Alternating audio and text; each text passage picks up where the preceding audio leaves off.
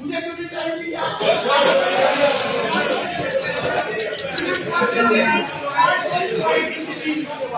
आज कोई बुराई नहीं, आपको सुनना पड़ेगा।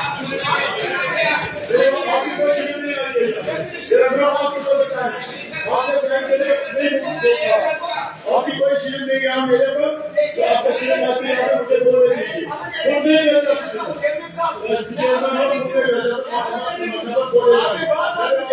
आपने बजट पे भी मुझे बोलने नहीं दिया। सीएम साहब हम बोलिए, लास्ट टाइम आपने कहा था, इस बार आपने कहा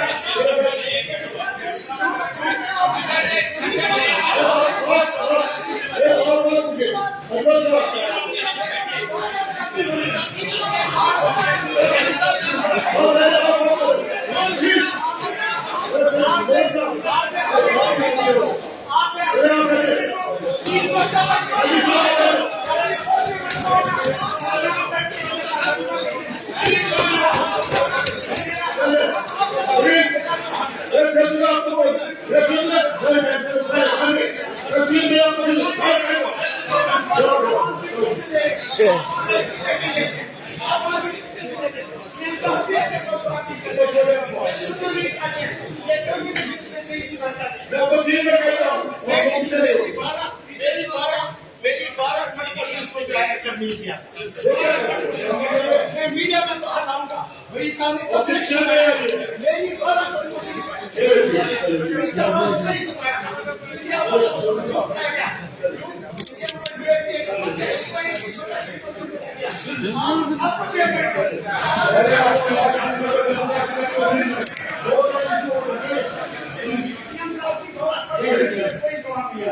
और आप बात भी नहीं कर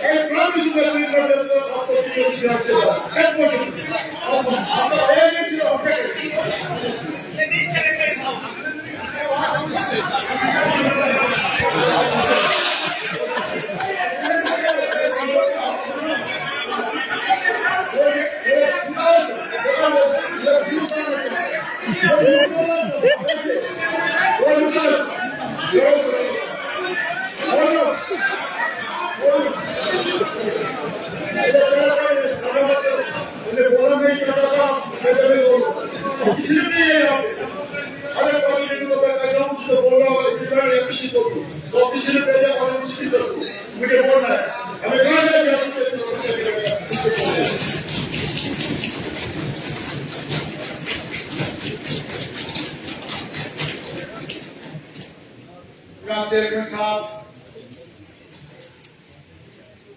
वंशल शिंगल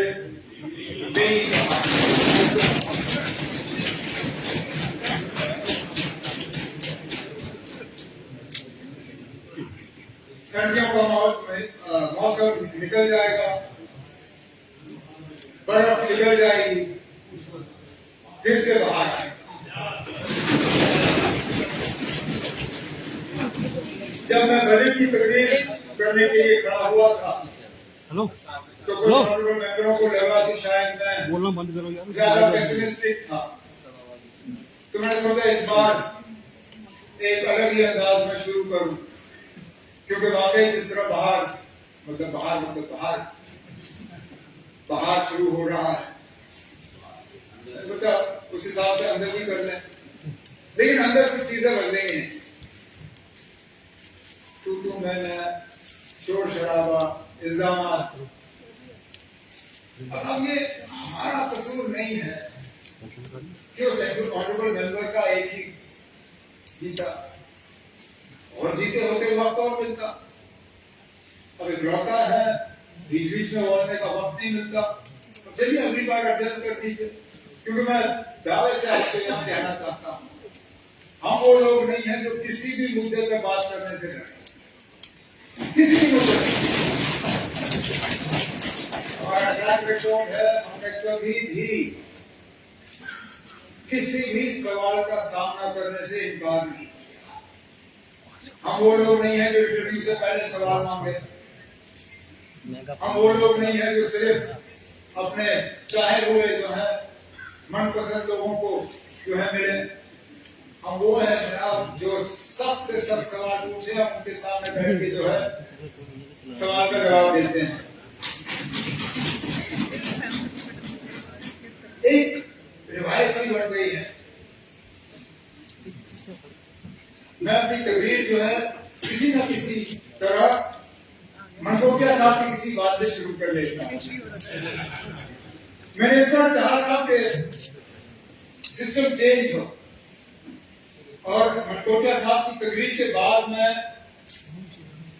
उसका जवाब दूं, लेकिन वो उस वक्त हाउस में मौजूद थे नहीं, और पीठ पीछे में बात करना नहीं चाहता था। इन्होंने अपनी तकरीर की शुरुआत में कहा कि, क्योंकि मैंने इससे पहले कहा था कि शायद क्रिकेट खेलने आए थे, फुटबॉल खेला, या फुटबॉल खेलने आए थे, क्रिकेट खेला, जो भी कहा। इन्होंने कहा कि मैं इलेक्शन से पहले पेस बॉलिंग करता था, अब स्पिन करता हूं। सही बात है ना? बिल्कुल, आपने बिल्कुल सही कहा। नहीं करता, मैं आज भी वही सफेद क्रिकेट के कपड़ों में हूं। पेस बॉलिंग कर रहा था क्योंकि उस वक्त ऑस्ट्रेलिया की ग्रीन पिच थी, बड़ा पेस का फायदा हुआ तो पेस किया। अब बीसीसीआई के स्पिन वाले पिच पे खेल रहा हूं, अब स्पिन कर रहा हूं। मकसद यही है कि हम जीते। एक नहीं खेला ना, हम वो लोग नहीं है जो शुरुआत फुटबॉल से कर रहे थे, खात्मा जो है किसी और खेल से कर रहे। क्रिकेट खेलने के इरादे से आए हैं, ऊपर वाले की चाहत बढ़ी तो मैच जीतते ही यहां से 5 साल जाएंगे। अब मेरी एक परेशानी ये बन गई है कि बात करूं तो किस अंदाज में, तकरीर में की। अब तो वैसे मुझे सिर्फ ग्रांट्स पे बोलना है, लेकिन ऑपोजिशन बेंचेस की तरफ से कुछ ऐसी बातें आई, मुझे स्पीकर साहब ऐसा लगता है कि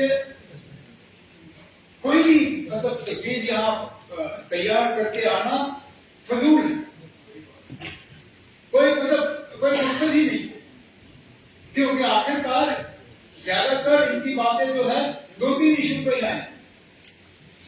एलओपी साहब की मैं तकरीर सुन रहा था, मुश्किल से एक आध चीज, वो भी ग्रांट्स के हवाले से नहीं, बजट के हवाले से, जिसका मैंने पहले ही जवाब दिया। बोलने नहीं दिया आपने, आपके मैं पहले ही करता, कौन बोलता है आप? चलिए,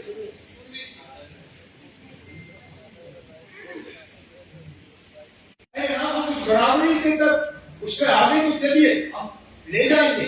फिलहाल तो हम बराबरी की बात कर रहे हैं, वो बराबरी है नहीं कहीं पे। फिर बात आती है कि हम लोग जो है महाराजा का अपमान करते हैं, जब आपके पास और कुछ रहता नहीं है कहने के लिए, फिर वही इल्जाम हमारे खिलाफ। कहां पे, किधर? अभी को बात ही नहीं आई।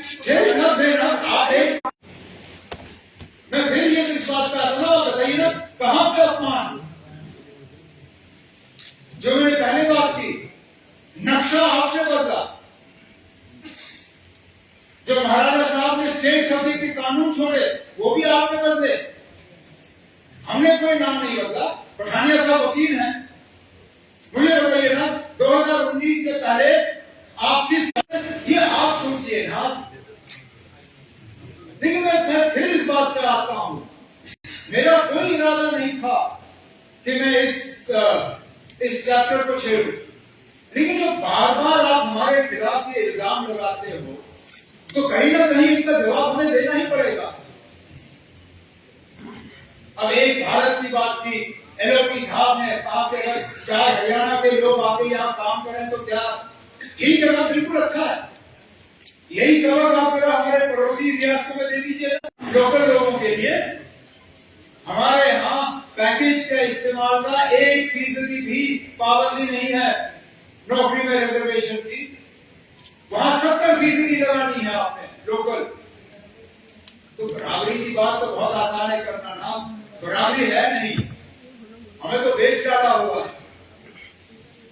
यहाँ पे एक श्रीलंका के इंडस्ट्रियलिस्ट आ रहे थे क्रिकेटर कंपनी लगाने के लिए, बवाल मचा। उन्हें तो जमीन छोड़ के वापस चले गए। वो कश्मीर नहीं आ रहे थे, जम्मू आ रहे थे। और मैंने पहले दिन से कहा ना, हमें कश्मीर में इतना खतरा नहीं है। वो कश्मीर पहुंचते पहुंचते जब महाराजा बहादुर ने स्टेट सब्जेक्ट का कानून लाया, वो हमारे कश्मीरियों को बचाने के लिए नहीं था जनाब। वो जम्मू के लोगों को पंजाब के लोगों से बचाने के लिए था।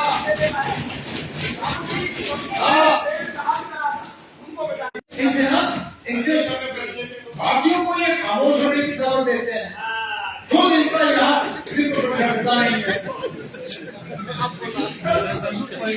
50 तकरीरें मैंने यहाँ खामोशी से सुनी, एक तकरीर आपसे खामोशी से सुनी नहीं जाती ना। थोड़ा सा धीरज रखे, ठीक है। तो मैं कहना यही चाहता था कि स्टेट सब्जेक्ट के कानून, तो हमें कोई चिंता नहीं है ना, वहां तक पहुंचते पहुंचते पहले यहां से गुजरना। लेकिन वो इस हाउस के साथ मेरी जिम्मेदारियों के साथ नाइंसाफी हुई। कौन है ये? 50 मेंबरों ने तकरीर की, मिलिट्री बेंचेस से भी ऑपोजिशन बेंचेस से बहुत अच्छी बातें हैं, तैयारी करके ऑनरेबल मेंबरों ने तकरीर की। अब थोड़ी देर के लिए मैं सियासत एक साइड रख के अपने डिपार्टमेंट्स की जिम्मेदारी जो है वो यहाँ पे दिखाऊं, और उससे बाहर जाकर सियासत जो है दोबारा शुरू कर लेंगे। महकमे मेरे पास बहुत है स्पीकर साहब, ये भी एक हमारी बराबरी का एक सबूत है कि यूटी होने के नाते हमारे ऊपर बाकी रियासतों के मुकाबले पाबंदियां ज्यादा हैं। लेकिन चलिए निभा लेंगे, कुछ बड़ी डिपार्टमेंट्स, कुछ छोटे, कोई ऑर्डर नहीं है जिनमें मैं बात करूंगा, लेकिन कोशिश करूंगा कि हर डिपार्टमेंट को टच करूं। शहरों से बात करते हैं क्योंकि जम्मू में है, हाउसिंग एंड अर्बन डेवलपमेंट का महकमा मेरे पास है। कोशिश की जा रही है कि शहरों को एक उनका जो इंफ्रास्ट्रक्चर है उसको बेहतर किया जाए। स्मार्ट सिटी भानिया साहब का, जिसमें उन्होंने खासकर कहा for implementation of smart city due to inadequate allocations, execution delays and for quarantine control. रहे हैं स्मार्ट सिटीज में कुछ इस तरह के फैसले हुए जो कि अगर शायद इलेक्टेड गवर्नमेंट होता नहीं होते। सही कहा कबीर ने अपनी तकरीर में कहा कि हमने स्मार्ट सिटी के तहत सड़कों को छोटा किया, फुटपाथ को बड़े किया।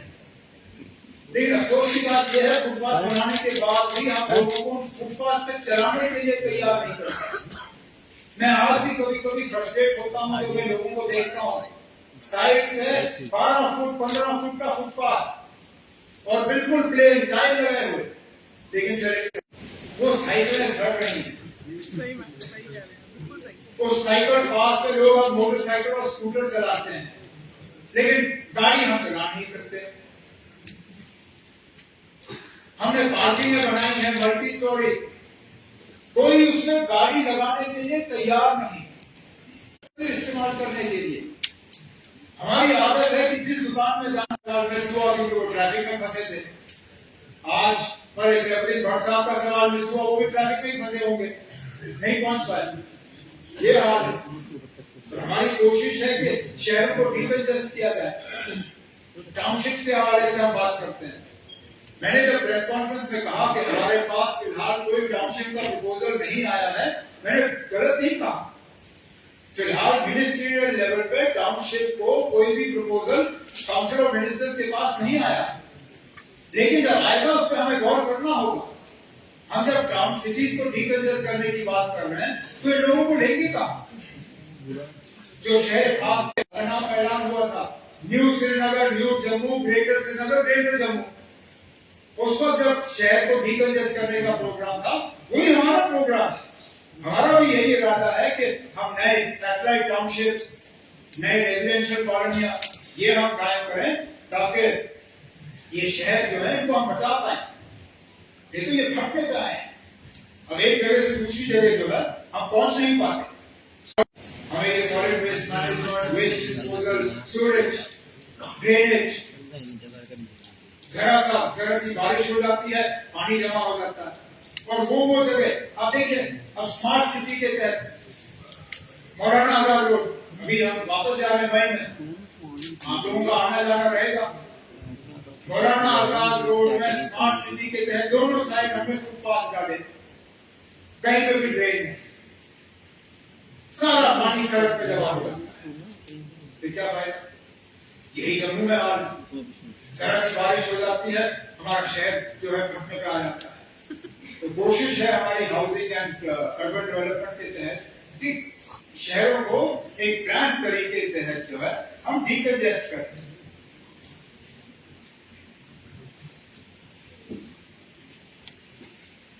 डिजास्टर मैनेजमेंट रिलीफ के हवाले से जो प्रपोजल्स आपने मूव किए उनके जवाब हमें दिए। हमारी तो यही कोशिश है कि जो हमारे माइग्रेंट्स हैं उनका अकोमोडेशन ठीक तरह से बने, जहां है उनकी ठीक तरह से मरम्मत हो, उनका देखभाल ठीक तरह से हो। बीच बीच में खासकर जब्ती को लेके कुछ शिकायतें आती हैं, उन शिकायतों को बीच बीच में दूर करने की कोशिश की जाती है। नए फ्लैट्स, नए अकोमोडेशन जो है, जो अभी इन प्रोसेस है, उनको कंप्लीट कर दिया जाएगा।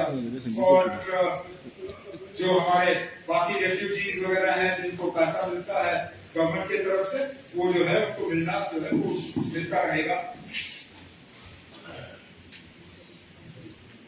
कल्चर के हिसाब से आखिरकार कल्चर बचाना जो है ये हमारी सबसे बड़ी बहुत बड़ी जिम्मेदारी है, क्योंकि ये विरासत में मिला है।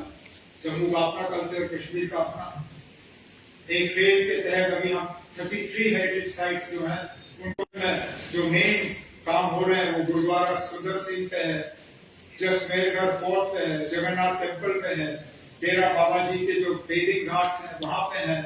और ये फर्स्ट फेज का काम हो जाएगा तो उसके बाद 73 एडिशनल साइट्स हम सेकंड फेज में लेने की बात कर रहे हैं, जिसमें वो बाद में लगभग तो 160 करोड़ का वो प्रोजेक्ट होगा, ताकि और जो हमारे कल्चरल और हेरिटेज साइट्स हैं उनको हम बचा पाएंगे। आपके ना हम थे ये मुकम्मल होता, लेकिन अभी भी इस पे काम आहिस्ता आहिस्ता चल रहा है और हमारी कोशिश ये रहेगी कि इसको हम कंप्लीट करें, क्योंकि वाकई ये हमारा एक सिंबल है, न सिर्फ जम्मू शहर का बल्कि जम्मू कश्मीर का, ये हमारी हिस्ट्री का एक सिंबल है। और इसके लिए अगले साल जो 7 करोड़ रुपए रखे गए हैं, कोशिश की जाएगी कि अगले 3 साल के अंदर मतलब इस हुकूमत के टर्म के अंदर मुबारक मंडी का सारा काम जो है उसको कंप्लीट कर लेंगे। डिजिटलाइजेशन का आता है जो है उसका भी मैंने प्रमोशन की तरह जवाब जो है वो हाउस तक पहुंचा दिया है। प्लानिंग डिपार्टमेंट का मैं ज्यादा जिक्र करूंगा नहीं, सिर्फ इतना जरूर कहूंगा कि प्लानिंग डिपार्टमेंट के जो जिम्मेदारियां थी वो अब अहम है और ये काफी हैरानगी की बात है, क्योंकि मैं प्लानिंग मिनिस्टर रहा हूं। तो अगर मैं कहीं इनमें कोई छेड़छाड़ करूं तो कोई मिनिस्टर मेरे से नाराज नहीं होगा, वो ये नहीं कहेगा कि आप मेरे पावर्स दे रहे हो किसी और को दे रहे हो। मैं अपने पावर्स किसी एक डिपार्टमेंट से लेकर दूसरे डिपार्टमेंट को शिफ्ट करूंगा, लेकिन इसको समझने की जरूरत है। प्लानिंग डिपार्टमेंट का अपना एक अपनी आइडेंटिटी थी, एक अपना प्लान, एक अपना उसकी वजह। Plan department would make the plans. Finance department's job was to finance the plans. अब जो लोग फाइनेंस कर रहे हैं अगर वही प्लान भी बनाएंगे तो कहीं ना कहीं इसमें और फिर मॉनिटरिंग। प्लानिंग डिपार्टमेंट का काम न सिर्फ प्लान बनाना था बल्कि उसके बाद प्लान के एग्जीक्यूशन को मॉनिटर करना। तो कहीं ना कहीं ये जो फैसला लिया गया था प्लानिंग के फंक्शंस को फाइनेंस में शिफ्ट करने के, इसको हमें दोबारा जो है रिव्यू करके इसको दुरुस्त करना होगा। हॉस्पिटैलिटी प्रोटोकॉल को लेकर बात आई, ना मैं इस बात पर नहीं जाऊंगा कि स्टेट गेस्ट पे कितना खर्चा हुआ कितना नहीं हुआ, क्योंकि हम सब करते हैं। इससे पहले हुकूमतों ने भी स्टेट अफसोस इसी हवाले से पिछले दिनों हाउस में भी बात हुई थी कि जो हॉस्पिटैलिटी प्रोटोकॉल का इंफ्रास्ट्रक्चर था खासकर जम्मू कश्मीर के बाद, वो रहा नहीं डिवीजन के बाद, जम्मू कश्मीर और लद्दाख का अलग होने के बाद, और इसका खमियाजा हम सब भुगत रहे हैं। इससे पहले अगर आप चंडीगढ़ जाते थे वहां रहने की जगह थी, आप मुंबई जाते थे वहां एडवेंट में हमारा अपार्टमेंट था, वहां कमरे। जब आप दिल्ली जाते थे वहां चनकियापुरी में ए ब्लॉक में हमारे कमरे होते थे। अब चलिए हुआ सो हुआ, जो प्रॉपर्टियां गई उनको हम वापस नहीं ला सकते, लेकिन कम से कम जो हमारे पास है उनको अब हम तरीके से इस्तेमाल कर सकते हैं। अब चंडीगढ़ का वो मकान गया हमारे पास, जैसे मैंने जवाब के दौरान कहा, सेक्टर 17 में हमारे पास एक स्ट्रक्चर था कमर्शियल, उसके लिए हमें इजाजत देके उसका यूज जो है बदल दिया है। अब वहां चंडीगढ़ के वो सेक्टर 17 में अब उसको एक स्टेट गेस्ट हाउस के तौर पे इस्तेमाल किया जाएगा और लगभग 13 करोड़ रुपए वहां जो है वो पेशेंट्स होंगे, स्टूडेंट्स होंगे, ऑनरेबल एमएलए जो बाकी यहाँ से जाएंगे उनके इस्तेमाल के लिए होगा। इसी तरह दिल्ली में चनकियापुरी में जगह कम है, लेकिन अच्छी बात यह है कि पृथ्वीराज रोड में जगह अभी काफी है। हेरिटेज स्ट्रक्चर जो हमारा है उसको कोई छू नहीं सकता, ना तो इसको कोई छूना चाहता है, लेकिन उस हेरिटेज स्ट्रक्चर के पीछे भी हमने काफी कुछ बनाया है। जिन लोगों ने पृथ्वीराज रोड का पीछे हिस्सा देखा, अमृता शेरगिल पार्क के पास, आपने वहां पे देखा होगा, हमने टेम्पररी स्टैंड बनाए, हमने वहां पे गेट हाउस बनाया, हमने वहां टेंट लगाए, कार पार्किंग है, वो सारा कुछ जो है हम एसिमुलेट करके एक मल्टी स्टोरी बिल्डिंग जो है हम कंसीव करना चाहते हैं, ताकि उसमें रेस्टोरेंट, हॉल, कमरे, स्वीट, ताकि रहने के लिए आप लोगों के लिए बेहतरीन जगह हो। नहीं तो चनकियापुरी में जो है रहने की कोई खास वहां पे अरेंजमेंट है नहीं। राजा की मार्ग का पृथ्वीराज रोड पे नहीं, वो राजा की मार्ग के मेन बिल्डिंग में है। बदकिस्मती से वो बिल्डिंग जो है वो फौज के इसमें कंट्रोल में, हमारी लाख कोशिशें रही, हम उसको खाली नहीं कर पाए। अब बीच बीच में आप लोगों ने ये कहा कि अच्छे काम में आप हमारे साथ, इतना राजा की मार्ग को खाली करने से मुझे या ट्रेजरी बेंचेस को अकेले फायदा नहीं होगा। ये जम्मू कश्मीर की आइडेंटिटी है, इसको महाराजा साहब की विरासत ही समझ लीजिए। इसमें आप हमारी मदद करके फोर्सेस से ये खाली करवाएं, ताकि एक अलीशान जम्मू कश्मीर का एक वहां पे हम बना सके, जिस तरह राजस्थान में खाली कर पाए हैं उसको हम इस्तेमाल करेंगे वहां इंफ्रास्ट्रक्चर कायम करने के लिए। द्वारका वगैरह के हवाले से मैंने इससे पहले बात की। एस्टेट्स को लेके हमारी कोशिश है कि सरकारी जो हमारे मुलाजिम हैं, ऑफिसर्स हैं, उनके लिए ऑल्टरनेट अकोमोडेशन कायम की जाए। इसमें वर्टिकल जाना बहुत जरूरी है, अब हॉरिजॉन्टल की गुंजाइश है नहीं। और इस तरह के मिसाल आपको दिल्ली शहर में मिलते हैं, जहां मोती बाग को न्यू मोती बाग बना, अंसारी नगर क्या है वो एम्स के पास, वो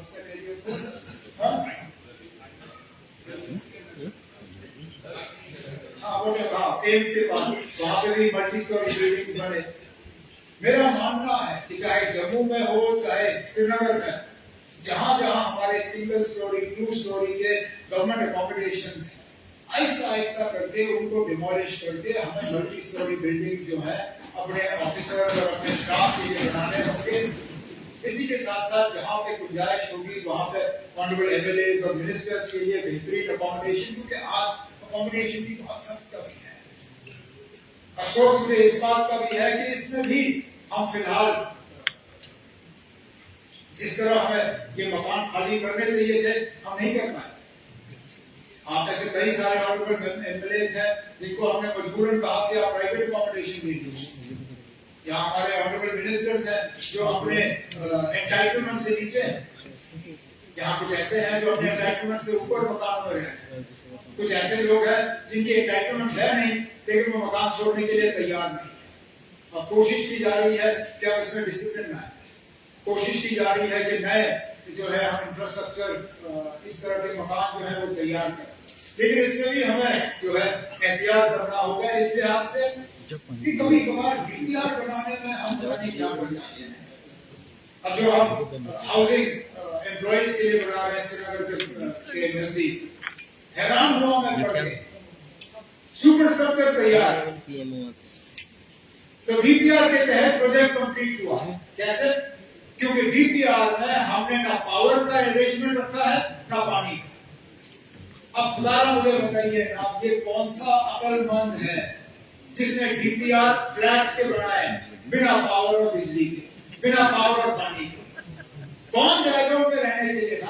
हम सरकारी मुलाजिम से कहेंगे ना ये आपका फ्लैट है ले लीजिए, लेकिन ना इसमें पानी है ना बिजली है। तो डीपीआर बना कैसे? लेकिन पास भी हुआ, बिल्डिंग भी बनी। अब वो बिल्डिंग तैयार है, हमारे अलग नए सिरे से उसके पानी का डीपीआर, उसके बिजली का डीपीआर।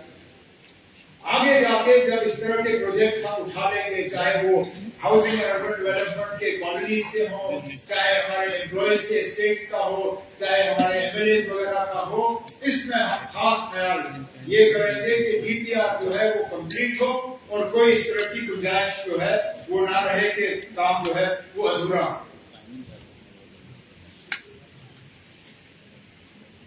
सिविल एविएशन के हवाले से कुछ ज्यादा कुछ कहना भी नहीं है, महकमा छोटा है। लेकिन आज सुबह एक ऑनरेबल मेंबर के कट मोशन के हवाले से बात आई और ऑपोजिशन बेंचेस ने रिएक्ट किया। हम किसी पे सवाल या निशान नहीं उठा रहे, जिम्मेदारी इस हाउस की है। आप अगर पैसों के बारे में जो है जानना चाहते हो, पैसों के इस्तेमाल के बारे में जानना चाहते हो तो ठीक है, नहीं जानना चाहते तो कोई मुझे क्या है। वहां से सवाल आया, सवाल का हमने जवाब दिया और जवाब ये था कि 3 साल में हमने कोई 15 करोड़ जो है वो चार्टर प्लेन पे खर्च किए। इतना ही, हमने कोई इसमें सियासत नहीं की, हमने किसी के ऊपर सवाल या निशान नहीं उठाया। लेकिन महकमे को लेकर मैं शिकायत जरूर करूंगा। ये चार्टर हमने तब इस्तेमाल किए जब हमारा जहाज यहां बैठा हुआ था। और क्यों बैठा? मैं ये मानता ही नहीं हूं कि ना हमारे पास पायलट नहीं था इसलिए। पायलट तो किराए पे मिलते हैं। अगर आप फुल टर्म लगाना नहीं चाहते हो, एक महीने के लिए आपको पायलट मिलते हैं। पिछले दिनों हमारा हेलीकॉप्टर का पायलट जो है वो छुट्टी पे था। हमने टेम्पररी पायलट यहां जब ऑनरेबल वाइस प्रेसिडेंट साहब आए, हमने हफ्ते के लिए पायलट रखा, उसने हमारा जहाज चलाया। और जो जहाज हमने खरीदा था, जम्मू कश्मीर के लोगों ने खरीदा, अपने टैक्स के पैसों से खरीदा, हमने 5 साल उसको बाहर जम्मू एयरपोर्ट पे सजा के रखा। आप सबने देखा होगा जब आप वहां से उड़े और वापस आए। लापरवाही, मैं माफी चाहता हूं ये कहते हुए, लेकिन सरासर लापरवाही। क्या जरूरत थी उसको खुलेआम बाहर धूप में रखने की? अगर नहीं इस्तेमाल करना था उसको, जो मॉसबॉलिंग कहते हैं, उस हिसाब से उसको पार्क किया जाता है, ये समझते हुए कि इसको आप काफी अरसे के लिए इस्तेमाल नहीं करना है। श्रीनगर पहुंचा के हमारा हैंगर है वहां एयरपोर्ट पे, उसके अंदर रखते, कम से कम मौसम से तो बच जाता।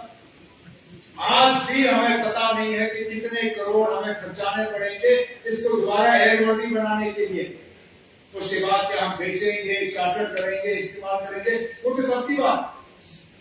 लेकिन आज तो हमें ये भी नहीं मालूम कि इसको दोबारा इस्तेमाल में लाने के लिए कितना खर्च करना पड़ेगा। ये तो कम से कम लोगों के पैसे का सही इस्तेमाल नहीं है।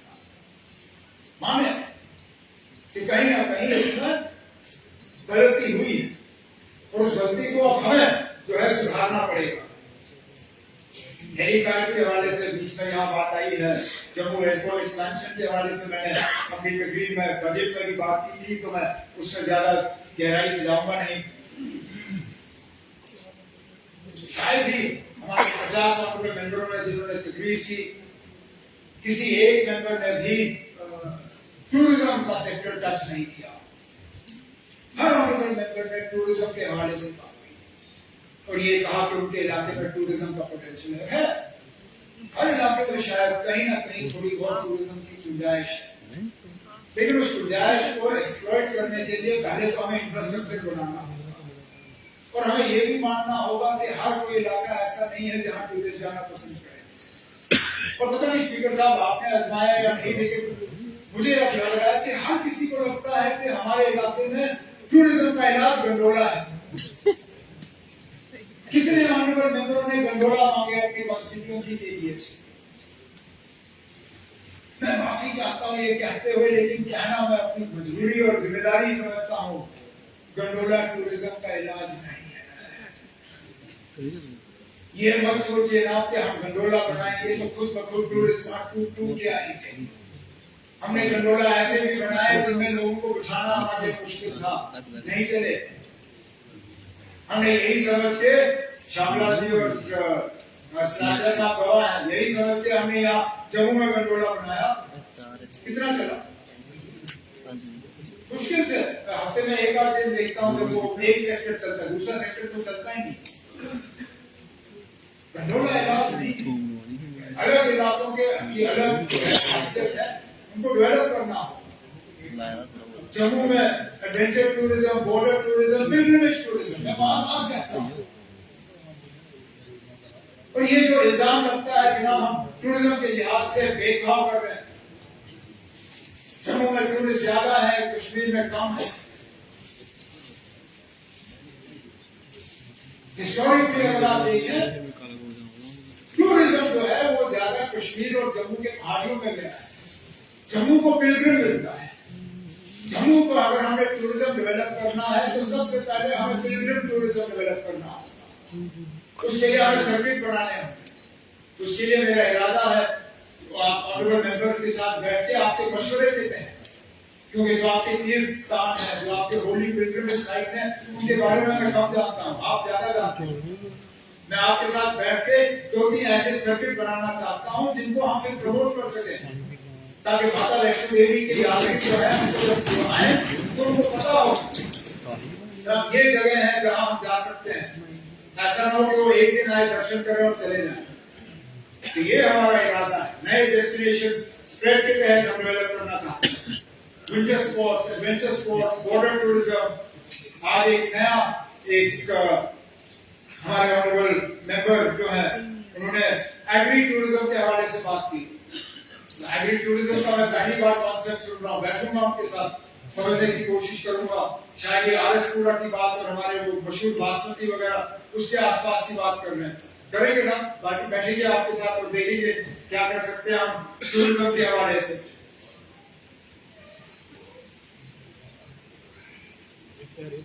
इंफॉर्मेशन डिपार्टमेंट एक महकमा है जिसको मैं संभालता हूं।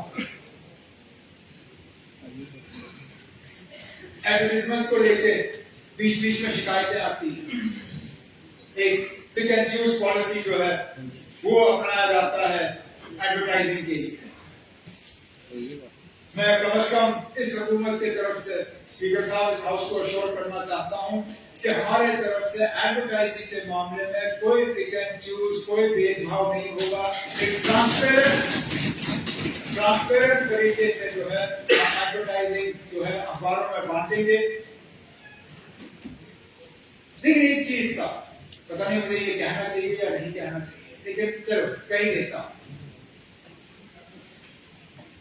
वो अखबार जो सिर्फ और सिर्फ हुकूमत के एडवर्टाइजिंग पे जिंदा रहते हैं, अखबार का काम नहीं कर सकते, क्योंकि वो सिर्फ और सिर्फ हुकूमत को खुश करने के लिए काम करेंगे। हमारी कोशिश होनी चाहिए कि हमारे जो मीडिया हाउसेस हैं, अखबार हैं, वो खुद कफील बने। हम एडवर्टाइजिंग के तहत उनका हाथ पकड़ेंगे, लेकिन ये जो मशरूमी लोग अखबार जिसको मूड आया अखबार खुला, तो फिर क्या हो जाता है कि कोई अखबार सिर्फ या मुफ्त कॉपियां बाहर बांटी जाती हैं, टेबल पर डाले जाते हैं, खरीदने वाला कोई नहीं, उस अखबार का क्या फायदा। वो अखबार जो सिर्फ और सिर्फ हुकूमत के प्रेस नोट फ्रंट पेज पे छापे, वो अखबार जो सिर्फ ये कहेगा मैंने आपकी तस्वीर फ्रंट पेज पे डाल दी, वो अखबार नहीं है, वो गवर्नमेंट का प्रेस नोट है।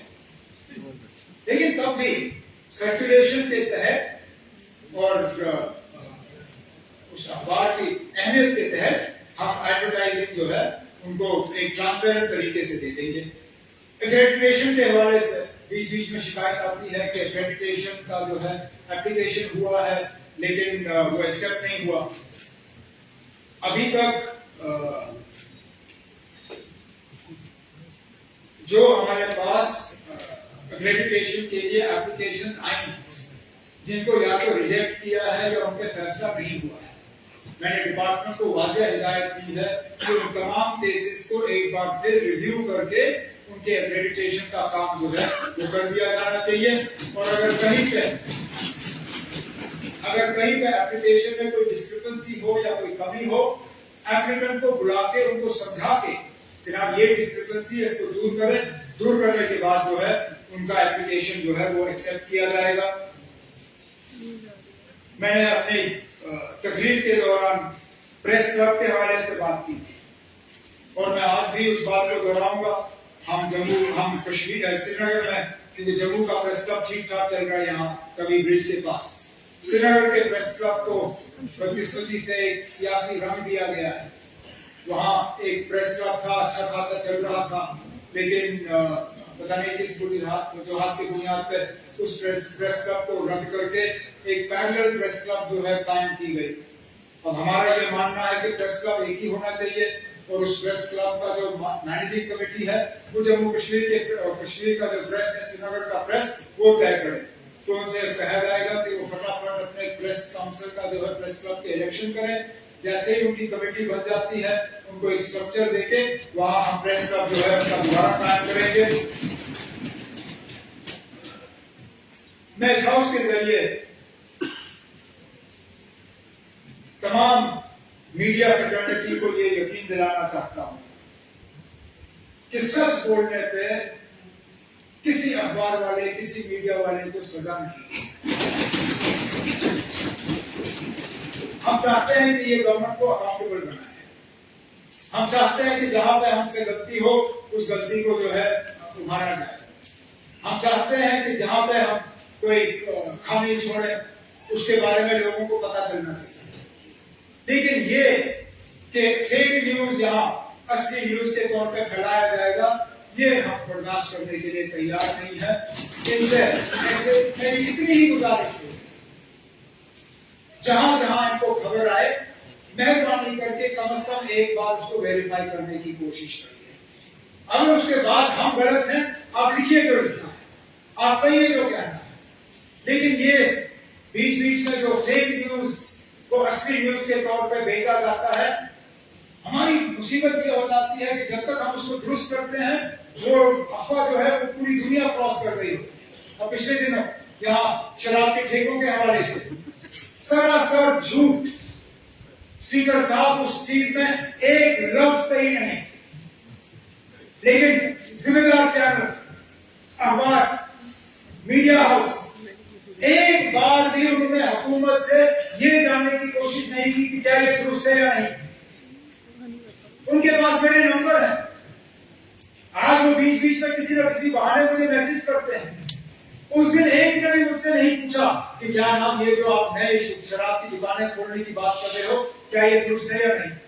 मैं उसी वक्त उनसे कहता ना कोई नहीं है, उल्टा जो हम एडवर्टाइज कर रहे हैं वो भी हमें बराबर नहीं आए, नए खोलने की जो बात होती, लेकिन किसी ने पूछा नहीं, फैलाई झूठी खबर और उसको फिर दुरुस्त करने में हमें वक्त लगा।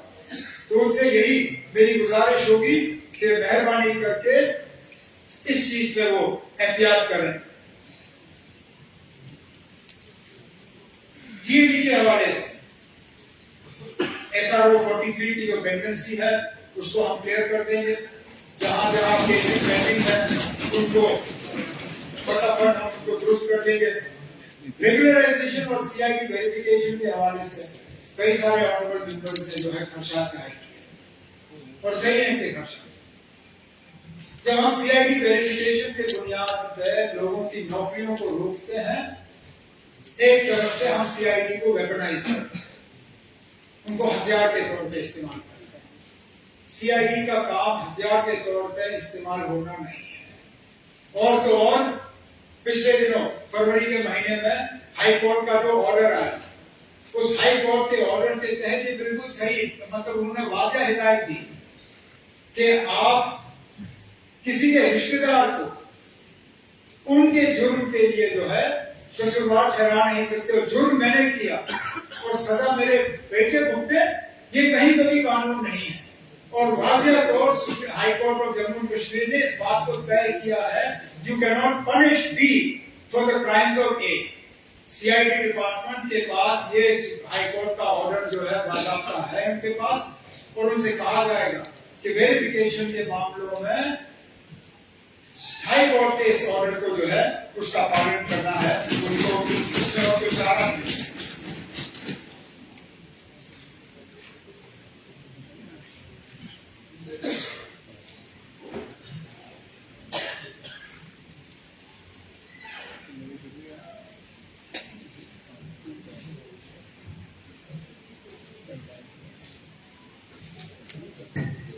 स्पीकर साहब, मैंने इससे पहले भी कहा है, हमारी पहचान हमारी जमीन से जुड़ी हुई है, हमारा मुस्तकबिल हमारी जमीन से जुड़ा हुआ है।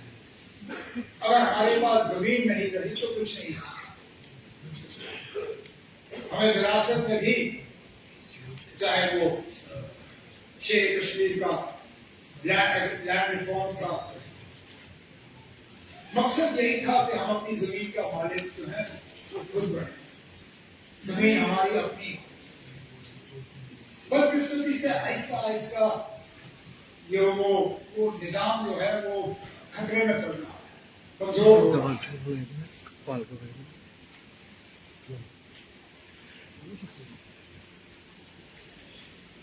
मैं जानता हूं कि बढ़ती हुई आबादी के साथ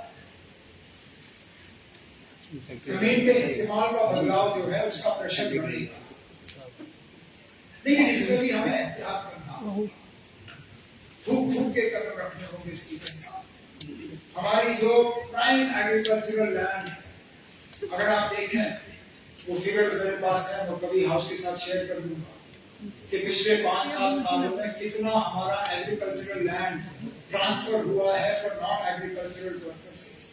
ये हमें से किसी के लिए फायदेमंद नहीं है। हमारी अगर फूड प्रोडक्टिविटी कम हो, हमारा अगर अनाज का पैदावार कम हो, तो हम और ज्यादा दूसरों पर डिपेंड हैं। हमारी तो कोशिश रहनी चाहिए कि ज्यादा से ज्यादा हमारी जमीन जो है वो एग्रीकल्चरल पर्पसेस के लिए हम बचा पाए। एक ऑनरेबल मेंबर, मुझे याद नहीं है किसने, रोशनी के हवाले से बात की और कहा था कि रोशनी एक बेहतरीन स्कीम थी। हाँ, मुजफ्फर खान साहब, सही, थैंक यू, कि रोशनी एक बेहतरीन स्कीम थी जो जनाब खालिद अब्दुल्ला साहब ने उस वक्त लाया। बिल्कुल सही। आप जानते हैं राजा साहब, आप उस वक्त काबू साहब के काबिना में थे जब इस रोशनी की स्कीम, राजा साहब भी थे, रोशनी की स्कीम जो है उसको शेप दी गई।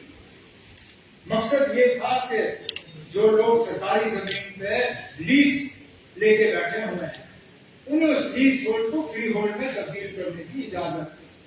लेकिन उसमें भी जहां तक मेरी जानकारी और याददाश्त है, उसमें वक्त की सीमा लगी।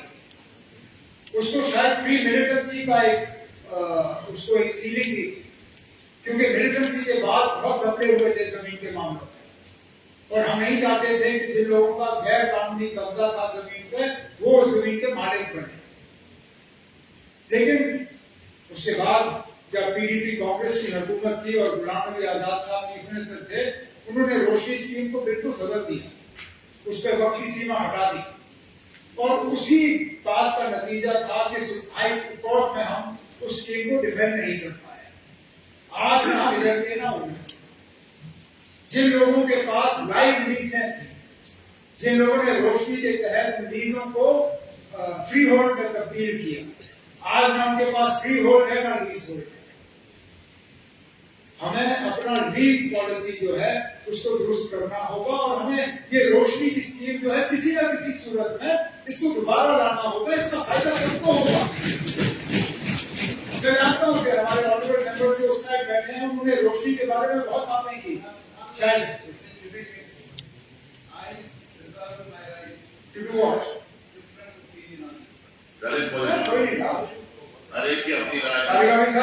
Who will take your right away from you?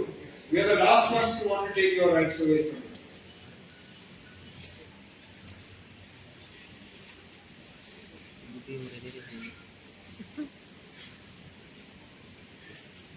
Digitization और रेवेन्यू रिकॉर्ड्स वगैरह के हवाले से बीच बीच में सवाल आए।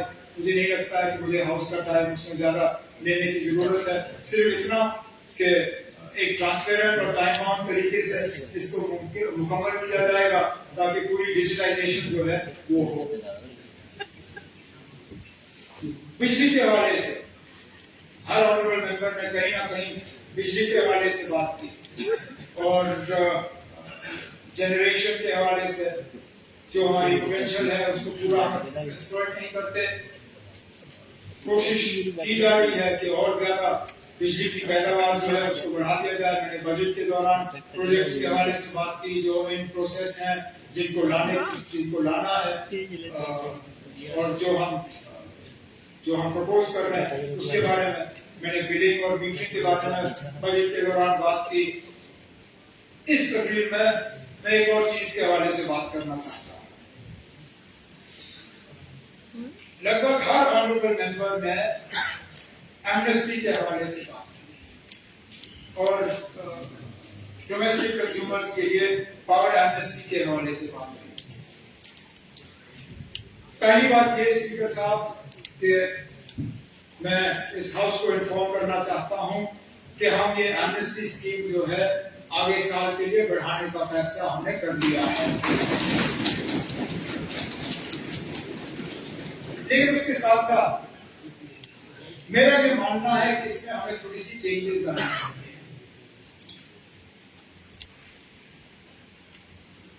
बार बार एमनेस्टी देना भी सही नहीं है और मैं बताऊं जब हम एमनेस्टी देते हैं हम उन लोगों को सजा दे रहे हैं जो वक्त पे बिजली का बिल भरते हैं।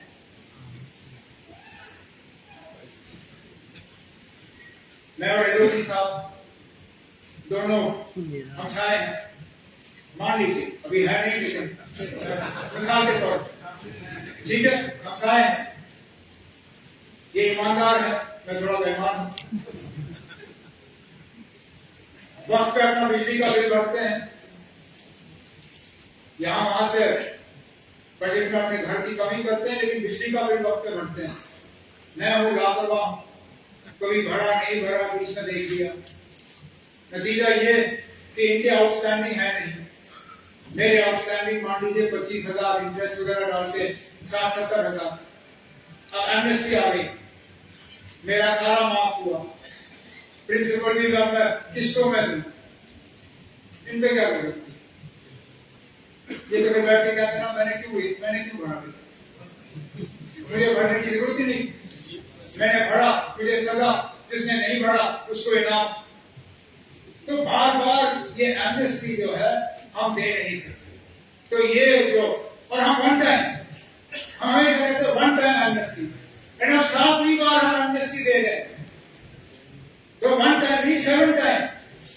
तो मैं कम से कम इस हाउस में, चाहे मुझे इसके बाद बाहर मार पड़े ना पड़े वो दूसरी बात, लेकिन इस हाउस के एक स्कीम लाए जिसके लिए मैं पावर और फाइनेंस वालों से बात कर रहा हूं, जिसमें कि हम इंसेंटिवाइज करें जो उनका जो पेमेंट जो आउटस्टैंडिंग है उस आउटस्टैंडिंग को हम इंसेंटिवाइज करेंगे अपने आगे के पेमेंट्स के साथ। जितना वो आगे देंगे उसमें उनको फिर पुराने पे जो है कंसेशन देके पुराना भी हम थोड़ा सा चुकाएंगे और उनको आदत दिलवाएंगे आगे के बिल जो है वो भरने की, ताकि कम से कम इस महकमे को हम थोड़ा क्लीन अप करें और लोगों को हम आदत दें बिजली का बिल भरने की। इसी के साथ मीटरिंग भी जुड़ा हुआ है, जितनी मीटरिंग होगी उतना हम लोगों की मदद कर सकेंगे। तो ये एमनेस्टी स्कीम जो है इस आज मैं हाउस के हवाले से जो है यहाँ जम्मू कश्मीर के लोगों को देता हूँ इस उम्मीद लॉ एंड पार्लियामेंट्री अफेयर्स कहने के लिए तो मैं न्यू असेंबली कॉम्प्लेक्स के हवाले से बात करता, जो मेरी उम्मीद थी कि जब हम अंदर आएंगे तो वहां पे काम करेंगे। पता नहीं था कि जहां छोड़ा वहीं रहा, लेकिन चलिए दे रहा है दूसरा फाउंडेशन स्टोन भी हमने ही लगाया और इंशाल्लाह वहां जाकर पूछने का काम भी करेंगे।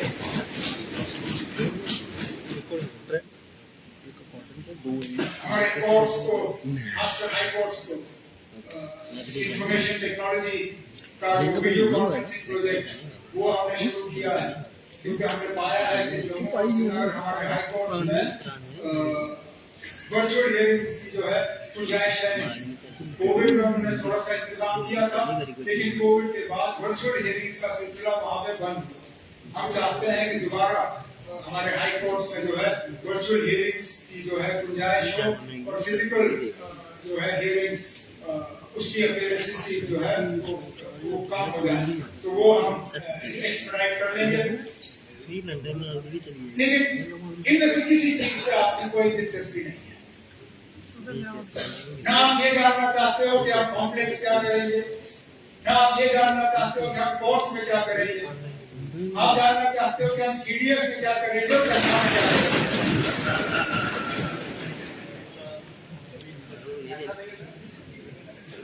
अब मैं कहने के लिए तो ये कहूंगा कि कुछ नहीं करूंगा और बैठेंगे, लेकिन वो भी नहीं करूंगा। पहली बात, स्पीकर साहब, एमएलए की तनख्वाहों में हमारी बदनामी हो जाती है। ऐसा लगता है जैसे हम पैसे के पीछे भागे, लेकिन सच्चाई ये भी है कि हम इस बात पर मार खा जाते हैं। अब अंदाजा करिए, मैंने इससे मालूम करने की कोशिश की, शायद 2016 के बाद हमारी तनख्वाहें नहीं रही 15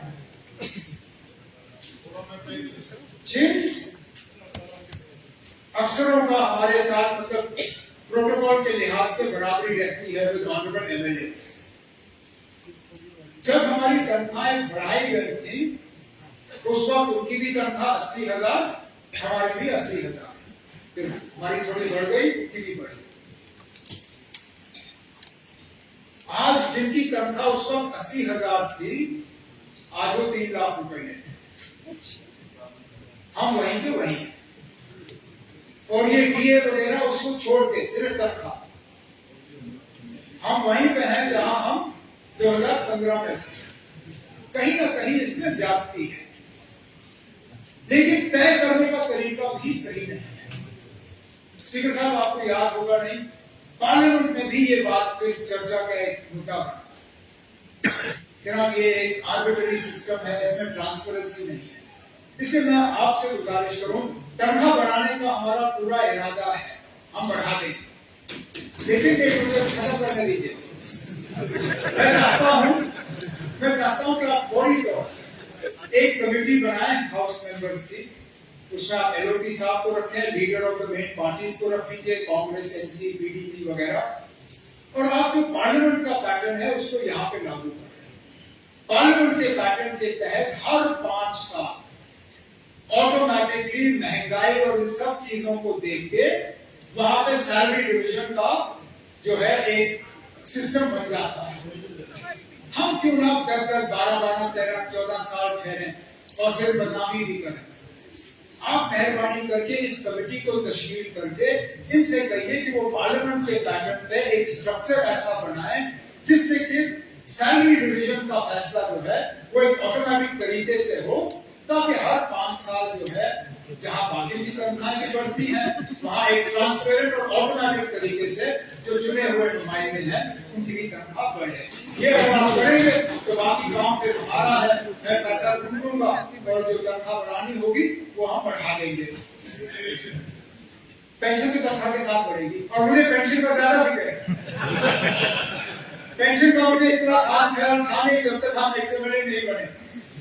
एक्सएमएलए बनने के बाद पेंशनों का हमें एहसास हुआ। जो यहाँ पहली बार एमएलए बने हैं ना, उनको अभी इस बात का एहसास नहीं है। हारने के बाद जब जाओगे ना करेंगे वो चाहे कभी ना हो, लेकिन कभी ना कभी एक ना करेंगे। चलिए, जब आप रिटायर होते यहाँ से जाओगे तो कभी ना कभी पेंशन पे तो आपको करना होगा। तो उसमें स्पीकर साहब आप पेंशन का भी देख लीजिए।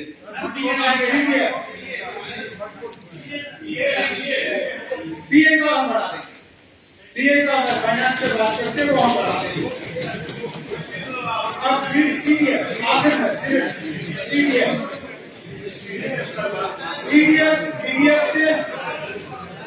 सीडीएफ के गाइडलाइंस को लेकर यहाँ पे शिकायत आई, तो मुझे लगता है इसमें थोड़ी सी हमें तब्दीली लाने की जरूरत है। सबसे पहले तो फिलहाल ताकि इसको हम इमीडिएटली इम्प्लीमेंट करें, मैं डिपार्टमेंट से कह दूंगा कि जो भी एमपी लैब्स के गाइडलाइंस हैं, वही एमपी लैब्स के गाइडलाइंस जो है ऑनरेबल एमएलए के सीडीएफ पे लागू हो। उसके बाद अगर कहीं पे इसमें बदलाव लाने की जरूरत है, कहीं पे इसको इम्प्रूव करने की जरूरत है, मेरे दरवाजे खुले हैं, मैं आपके साथ बैठ के इसको हम कर लेंगे। और रही बात रकम की, बढ़ाना पड़ेगा, शायद इतना नहीं बढ़ा सकता हूँ जितना आप उम्मीद कर रहे हैं। ये समझ लीजिए कि मेंबर पार्लियामेंट जो है उनको 5 करोड़ मिलते हैं, उनके असेंबली हल्के 10 और 15 से कम नहीं है। चलिए 5 करोड़ ना सही, मैं आज 3 से 4 करोड़ कम से कम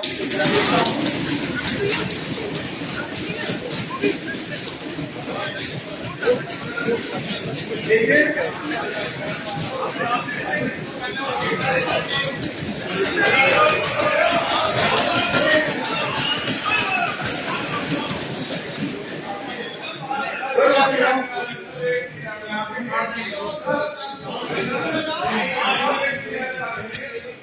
बेसिकली क्या होता है, जब यही तरह से हमारे साथ कोई पैसे दे के आता है, कोई अपोजिशन का बंदा वो इतना कम रेट डाल के उसको टेंडर को ले लेता है, वो काम नहीं करता।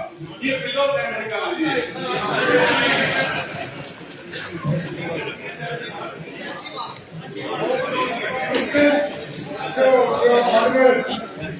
जो ऑनरेबल मेंबर साहब ने बात की, मैं शायद पूरी तरह से इसको इम्प्लीमेंट कर नहीं पाऊंगा, क्योंकि अगर मैंने 4 करोड़ के काम जो है सारे बिना टेंडर के किए, आप लोग तो बच जाओगे।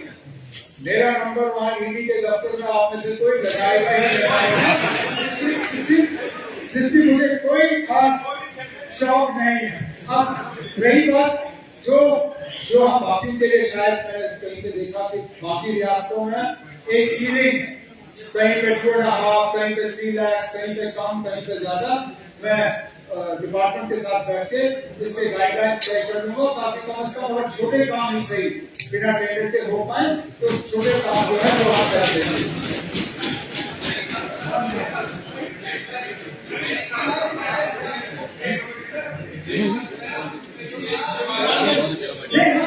मैंने आपसे कह दिया ना, मैंने कहा हम जो एमपी लैब्स के गाइडलाइंस हैं उनमें कोई बाकी पॉलिसी नहीं है। आप पूरा साल ये पैसे इस्तेमाल करें, इससे पहले 3 महीने का नहीं।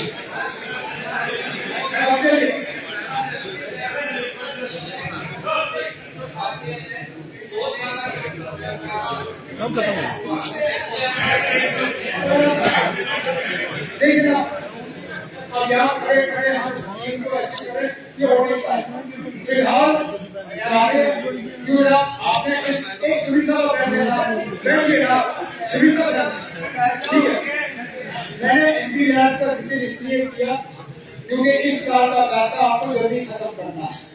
इस साल के पैसे में आपको कैंसर पेशेंट वगैरह नहीं ढूंढने होंगे।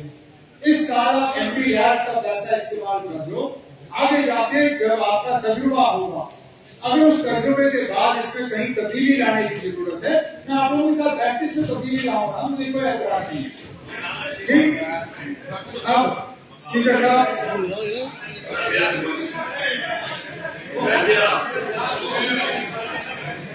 खुजली है कि तेरे को? स्पीकर साहब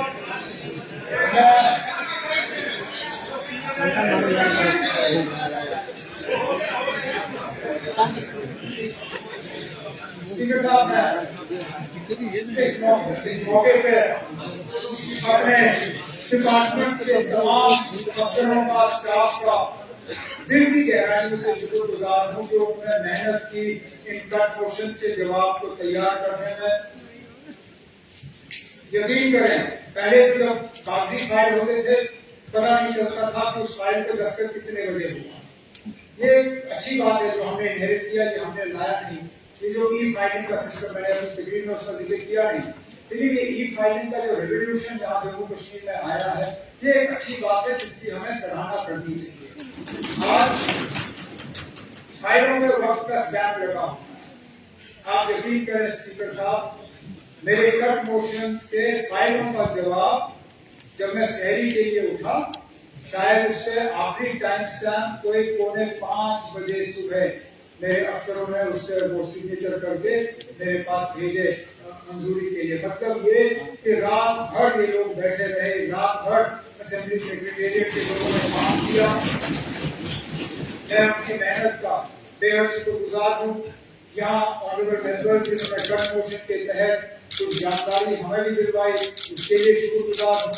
जो ऑनरेबल मेंबर्स ने डिस्कशन में हिस्सा लिया, जो उन्हें एक का यहाँ पे उनकी तकरीरों की पॉइंट्स मैंने नोट किए। जहां जहां हमें उन पर अमल करना होगा करेंगे। अगर मुझसे कोई बात रह गई हो या कोई बात आप मुझसे पहुंचाना चाहें मेहरबानी करके रिटर्न में भेज दीजिएगा, मैं उसका रिप्लाई करूंगा। लेकिन इस मौके पर मैं आप तमाम ऑनरेबल मेंबरों से गुजारिश करूंगा कि जो कट मोशन जिन्होंने मूव किए वो विड्रॉ करें।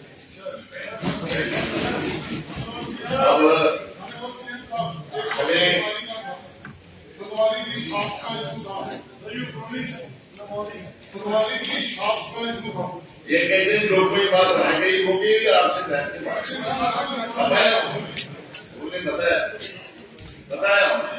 अच्छा अब मेरे पास हमारे पास जो प्रपोजल मिली थी वो 19 नंबर की तरफ से मिली, 19 का इसमें से